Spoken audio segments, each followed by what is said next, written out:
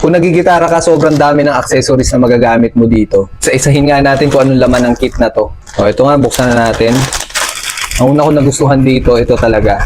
3-in-1 na tools para magamit mo kapag nagre-restring ka. String winder, pin puller, at saka string cutter. Next, itong kapo. Ito pa, meron ka ng electronic tuner. Hindi ka na mahirapang magtono kapag tapos mong mag-restring. Siyempre, meron tayo mga strings dito.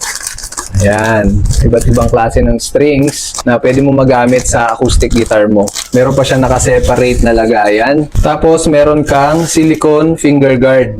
Ayan. So, meron ka ng 4 na silicone finger guard. Next naman, ang pick holder. Ayan, oh. Pwede nyo itong idikit sa gitara mismo. Siyempre, kung may pick holder, meron ding mga picks. Ito, napakadami niyan, no? Sunod naman, meron siyang, ito yung pinaka-saddle ng acoustic guitar. Meron din siyang bone nut yung nakalagay dun sa description, eh. Hindi ko alam kung bone nut nga to o plastic. Isang black, isang white. Ito isa.